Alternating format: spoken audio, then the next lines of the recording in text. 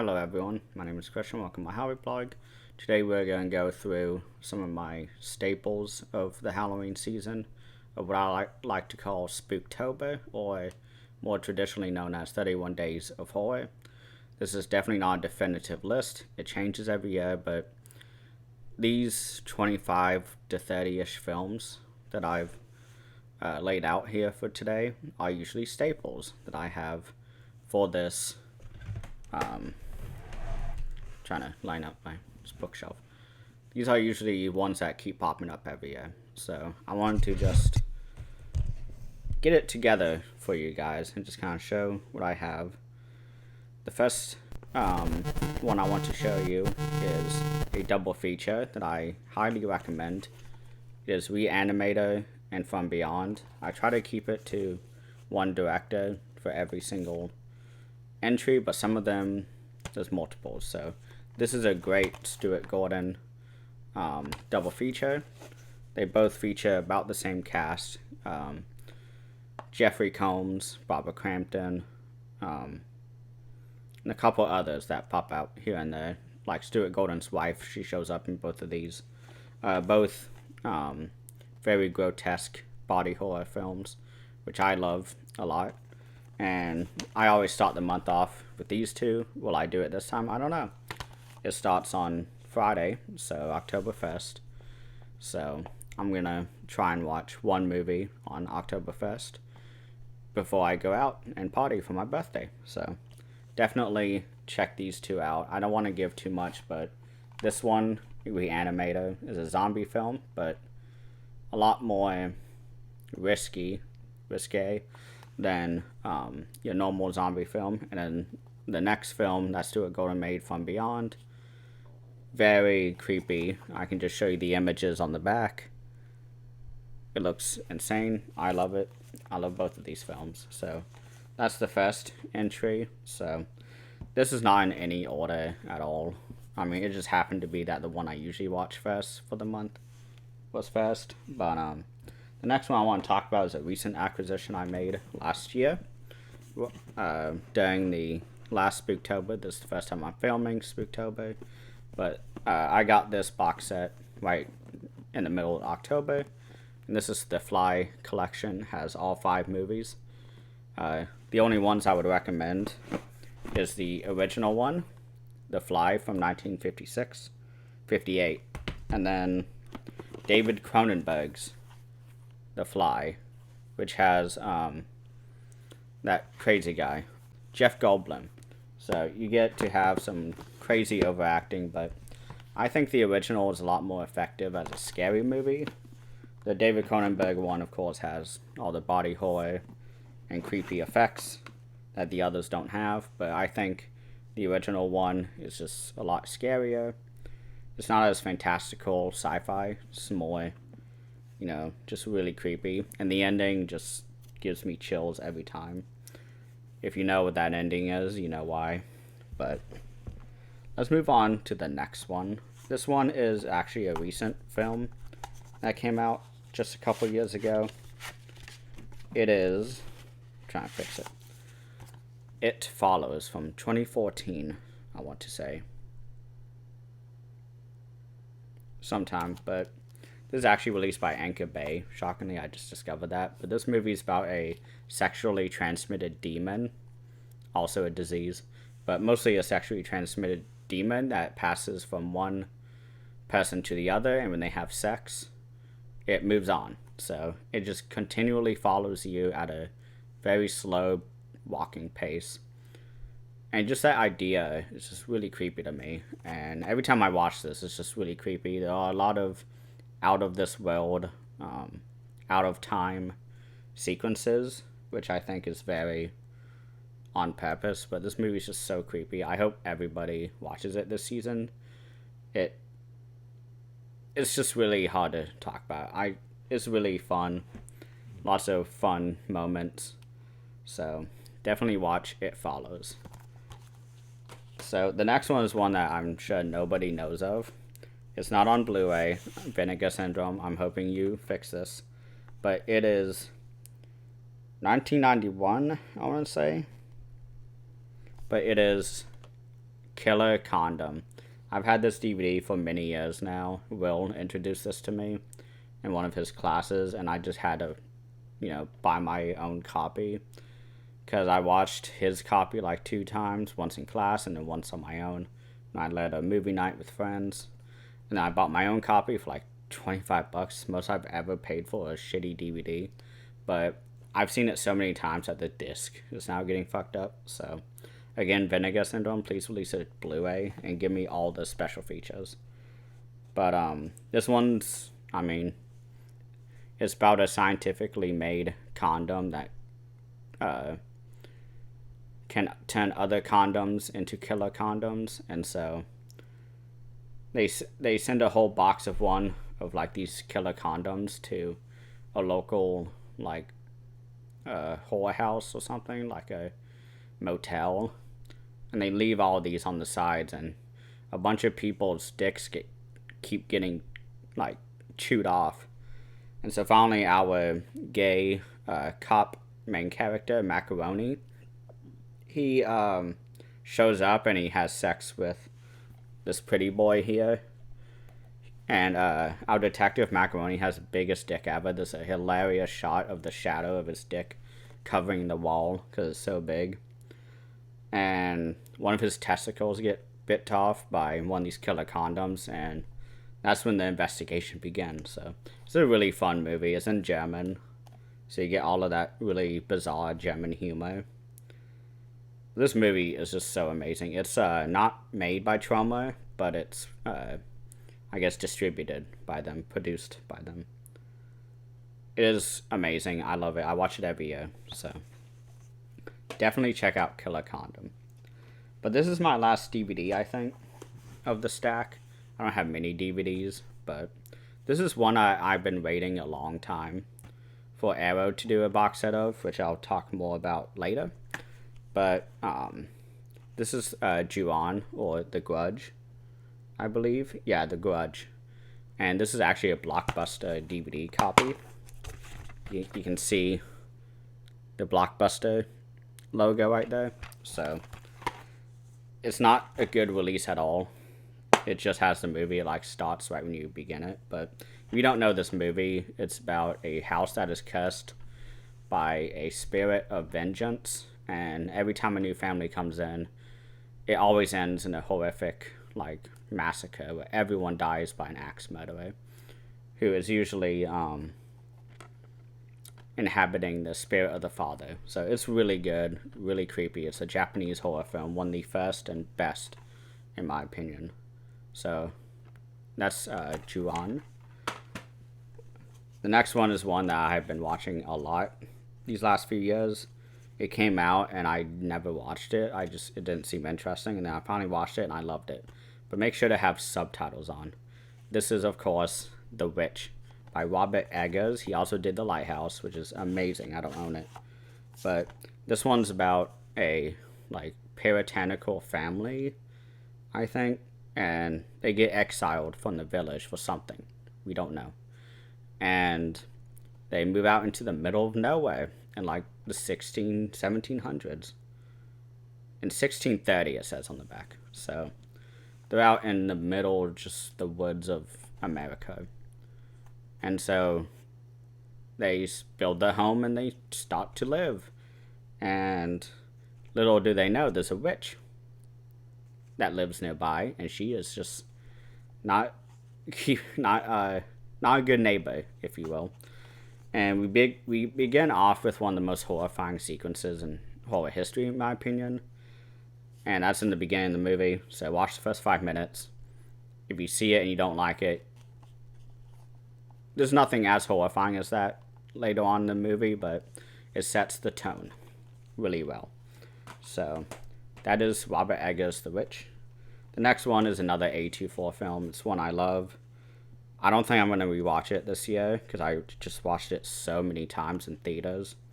And when I finally bought it on Blu-ray, but it is Hereditary by Ari Aster. He also did Midsommar, which I did a review on, so if you haven't seen that, go watch it.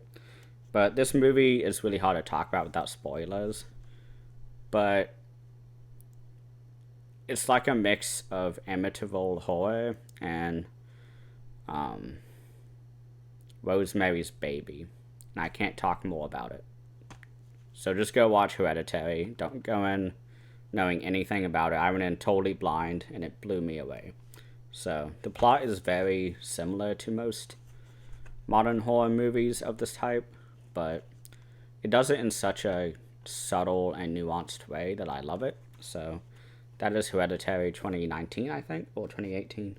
18. So definitely go watch that. So now we're into the weird stuff that not many people know about. But this is Brian Usena's Society. The less you know about it, the better going in. Just know this is awesome. It made me want to throw up by the end. So that's how you know it's a good movie. But it has a guy named Billy Warlock, and he is classic, get down to earth guy, and he was born into a super ultra rich family who are very weird, and they keep saying, "Oh, you're gonna be such a great member of society," and they look at the camera and wink, and so we kind of learn about this family, and they're really weird. So I recommend everyone watch that. I watched that on a whim one day a couple years ago, and I loved it. But now this is me breaking another rule of mine, saying not to do more than one director for each, or one title per director, but I had to do this. It is George Romero's Day of the Dead. I absolutely love this movie. It makes me want to throw up and hate humanity, because there's no good characters in this film, at least in terms of like being the good guys. Everyone is screaming and hating each other the entire film. The special effects is this Tom Savini's best movie, in my opinion, for special effects. And in this one, it's scientists versus the military, and very much a Cold War type of setting. All of the sets are very cramped and claustrophobic, which I think is a strength to this movie. Most people don't like that. But when you start the movie off with huge spiraling cities, or sprawling cities, and you go to super tight bunkers, it works really well. So this movie's great for the Halloween season, because it's some of the best zombie gore you ever have. You have the king of zombies, George Romero, and this is a great, like, analyzable movie to be analyzed. It's really great for that, because you can really, like, chew deep into this film and come out with something new every watch. So yeah, Day of the Dead. So the next one is one similar to this, where it is very much scientists versus military, but totally different. This is Frank Darabont's, or directed by Chuck Russell, but written by Frank Darabont. This is The Blob, not the really boring 1950s one, but the 80s one. This is a Shout Factory release. It's really good. If you don't know the plot to the movie The Blob, is basically a blob-like substance falls from a meteor from outer space, and it slowly starts feeding. It gets bigger and bigger and bigger until soon enough it's swallowing a whole city. So our small town has to figure out a way to kill it. So it's awesome. The effects are awesome. Lots of great scenes of people dying by the blob. Way more interesting than the original. It has the brother of one of the Twin Peaks actors. His name in this movie is Kevin Dillon. He is really bizarre. I don't know. He's not the best lead, but he tries. So I really like this movie, though. I just bought it last Halloween season, and I'm happy it's a staple now of my Spooktober watches. Now, this next one, most people hate. This is what I watch every Halloween. I always do a marathon of all these films. But it is the Saw franchise. I don't have number 8. It wasn't out when I bought this set, and I don't have Spiral either. I haven't seen it. So, but I love movies 1, 3, and 6 maybe. Yeah, 6 is really good. 6 is like so bizarre and so out of like the formula. It becomes like a parody, because Jigsaw captures a bunch of insurance people, and it's really funny, like, to watch that movie and compare it to the other movies where it's all criminals and, you know, murderers and rapists and like all these horrible people. And then number 6 is like, you banker, you insurance person. And they're going through all these like horrible things, just like, you know, the child murderer from like the second movie. But I think as a whole, I love the series. There's some movies that kind of suck, like 2 or 5 I never really liked. I love the cinematography of it, but there's way too many bizarre transitions between each scene. Like, I don't get it. But number 8, I've only seen once. I thought it was okay, but can't go on with the original 7 or whatever. Although 7 kind of sucks too. So this next one is actually 3 movies. I couldn't decide on which one, so I just grabbed all 3 of them. This is Sam Raimi's Evil Dead trilogy. I don't have the 4Ks because I don't want it. But the first one is a lot of fun to compare and contrast with number 2 because they're basically the same. The second movie just embraced the comedy a lot more. And Army of Darkness was just bizarre and hilarious. And you could tell in the middle act that they just maybe didn't want to do this. They were kind of forced into it. So I love these movies. I mean, we don't know them. Just go watch them. They're amazing. I'll probably just watch Evil Dead 2 this year. I don't know yet, but these are great movies. The special features are insane. The commentary track for this is just, here's everything about Sam Raimi's undergrad career in film. And he made this movie for a thesis project, I think, or for a capstone project. And just name that. But the advisor that worked on the script with him was like, this movie's not going to sell. And he was friends with Bruce Campbell in college. And they all tried to just make a good movie. So I think all the mistakes and flaws of the first movie makes it all the more funnier and charming for the film. So I never understood people who didn't like Evil Dead 1. It's not the best movie. I mean, Evil Dead 2 proves that, and Evil Dead 3 or Army of Darkness is just balls to the wall insane. But to see where he started, it's really, like, he did really good. So I really like that movie franchise more like. But let's move on to the next one. This is one that I watch pretty much year round, but I always make sure to rewatch it. It is Nobuhiko Obayashi's House. I love this movie. I'm still trying to understand it, but the supplements really add to it. I think I've done a review on this. I know I've talked about it before, but I love this movie. It's great. It's the height of the era, in my opinion. 1977, same year as Suspiria and all those films, which I did not include a single Dario Argento, actually. I didn't know which one to choose, so now I'll just give an honorable mention to Dario Argento. Go watch all his films. But this movie's a great haunted house film featuring a kitty. You can see it right there. But yeah, I've seen it I don't know how many times, so I'm going to keep watching it, basically. So the next one is a zombie film from South Korea. It's one I absolutely love, Train to Busan. This movie grabs everything I love about the South Korean film genre or industry and puts it into one and then adds zombies. It is very fast-paced, very emotional, very thrilling. It's just insane. Okay, so next up is Dan O'Bannon's Return of the Living Dead. This is a great time for if you don't want to watch really depressing Day of the Dead or really depressing Train to Busan or anything like that. Have a fun time watching this. I love everyone in here. James Cameron is, of course, the highlight.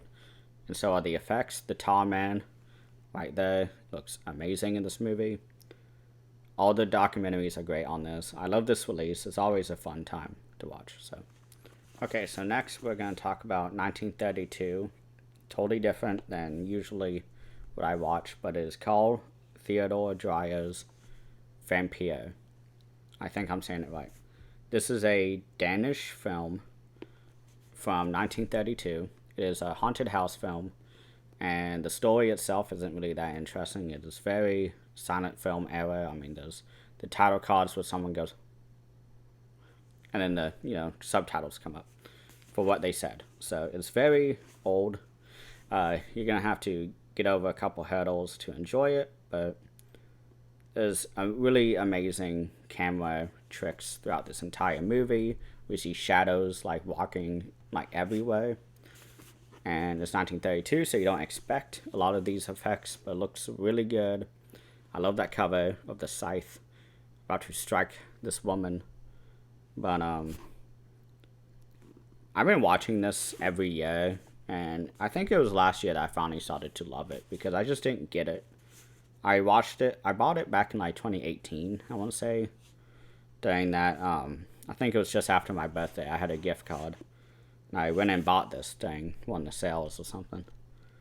And I really enjoyed it back then, but I didn't really understand why it was good. And then the supplements are really good. So this is just a fun haunted house film. So I definitely recommend watching this during the Halloween season. Oh, I have no room. Okay. Put it right there. So this is another George Romero film. I don't really have much to say on it. It's Night of the Living Dead. It's amazing.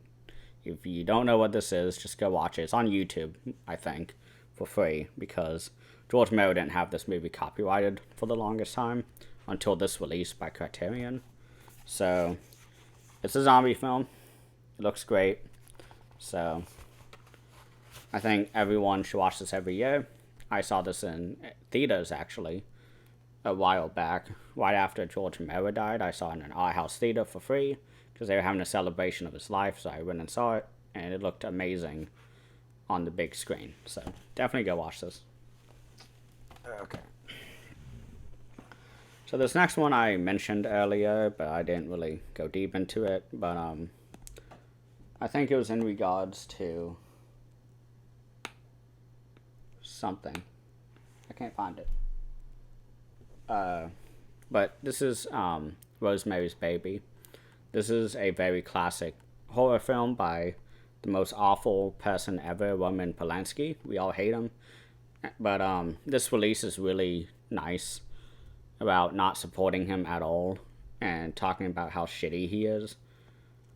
Because the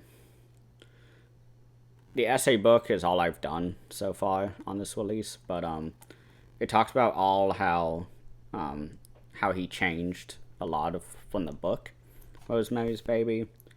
But I really like a lot of the twists in this movie. John Cassavetes is one of the actors in this, and he's of course one of the best actors out there. He's really great. But this is a good 1960s era horror film, so I definitely recommend this every Halloween season.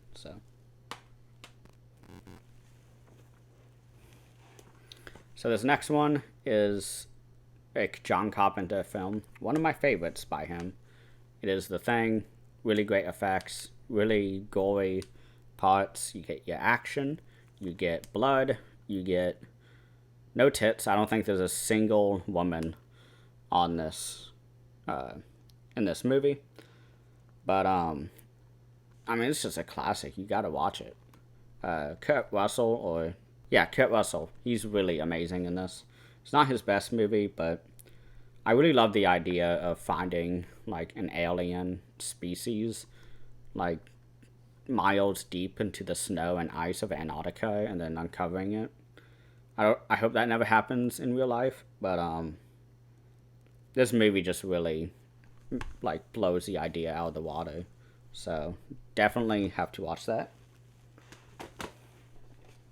So next is a TV show / movie. First, I recommend watching Twin Peaks season 1 and 2, Twin Peaks Fire Walk with Me, and then back to season 3. I haven't watched it in a couple years. I've tried back and forth, just trying to watch it with other people, and it never works. But I think now I'm gonna try again. Gonna watch it on my own this time, just whenever. But I really love David Lynch's work. Season 3 of Twin Peaks is probably his best work he's ever done. It's his magnum opus, in my opinion. But what this movie is about, or this series is about, is that the prom queen gets murdered, and in the small town of Twin Peaks, in South Dakota, I believe, or Montana, one of those states. But everybody in this town is really bizarre and very eclectic. I don't even know the word, ecstatic or something. It's just a really bizarre series, and it just gets more bizarre as you go on. And halfway through season 2, we get the finality of who killed Laura Palmer, who was the prom queen. And after that, the show goes completely off the rails because Mark Forrest, I believe his name is, and David Lynch just like fucked off and were like, we're done, we're not doing this again. The show kept going without them. And so you get some of the worst plot lines ever. But then they came back for the final episode and tied it all up, made it awesome. And a couple years later, David Lynch made a movie with everybody, for the most part. It ended up being a 3.5-hour movie, so they took out like 2 hours or so. And they actually have the rest of the 2 hours on this for the first time on disc, I believe, outside of Europe. And this movie's just insane. I absolutely love it. It's very haunting. I love Cheryl Lee as Laura Palmer because it's from her perspective. Don't watch this before the show. It gives away all of the twists. So I absolutely love it. This next one I was going back and forth on, but I think this is the best Halloween movie of the series. It is Halloween 3. It is not John Carpenter. It is someone else. But this movie is a lot of fun because you get all the Halloween masks and parts of Stonehenge are possessing anybody who wears Halloween masks made by this specific corporation. And the music is very addicting and gets in your head all the time. And you get Tom Atkins, who is really bizarre. He's right there. But yeah, you get robots, you get people's heads exploding into bugs. I think it's better than Halloween 1, in my opinion. I don't know if that's heresy or not, because this movie's just amazing. And it's sad that it got labeled as Halloween 3 instead of Halloween Presents, because there's a special feature on this where they talk about why it flopped so hard. Was because they had the name Halloween on it, so they were looking for, Michael Myers. But it has nothing to do with him, so yeah, Halloween 3. I talked about that. Okay. So we're down to the last 3. So the third to last is this really bizarre film called Hack-O-Lantern. It's a rock and roll horror film. It's really hard to describe. But it has the father of Mac from It's Always Sunny in Philadelphia as the lead. And he's his grandfather's a satanic priest. He's trying to win over the family into Satanism. So, into, Satanism, right? It's really bizarre, really great kills. It's kind of like a Giallo film, but it's directed by Jag Mundro, who also did the Jigsaw Murders, which I believe Vinegar Syndrome released. But, yeah, this movie's great. Has lots of great scores, kills, really bizarre performances. But the second to last movie I want to talk about is Basket Case by Frank Henenlotter. This movie's amazing. I love the slipcover to this, but it's basically about this little creature called Belial that lives in the basket case, or in the basket, and He's actually the conjoined twin of our main character. And when they got separated, when they were like, you know, boys or whatever, the head, Belial, he became evil. And so they stayed together, and anytime anyone tries to do anything with our main character, Belial comes out and kills him. It's very low budget, really fun. Joe Bob Briggs has an excellent explanation about this movie, so definitely go watch that. Now, this last one is one that I mentioned earlier about Ju-On, about how I wish there was a box set like that of those movies, like there is for this. And this is Ringu, the trilogy. I've talked about it before, but this is The Ring. If you've seen that movie with Naomi Watts, where they watch a scary videotape and a creepy little girl calls you and says 7 days, and you basically have 7 days until you die, and there's nothing you can do. So our main character, she gets called and gets the 7 days thing, and so she has 7 days to figure out how to break the curse. So I love these movies. I haven't seen the official sequel. I've seen Ringu 2, though. The sequel is called Spiral, I believe. But that movie was made a lot quicker than, or it was made in response to the sequel to the book coming out of Ringu. And the movies just kept going. They were making like one movie a year. So these are really creepy movies. I like the first one the most, of course. That one's a classic. But the sequel is just as creepy. And then the third one, I say don't watch it. That one I didn't care for at all. It's called Ringu Zero. It's an origin story of the main girl ghost, Sadako, I believe her name is. Yeah, Sadako, yeah. But these movies are great.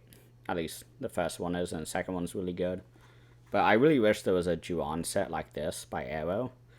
And I was shocked that they didn't announce that for the most recent announcements last week, because that would have been a slam dunk for me. But they have a Giallo set coming out instead. So thank you all for watching. I hope I gave you some ideas for your 31 Days of Horror for October.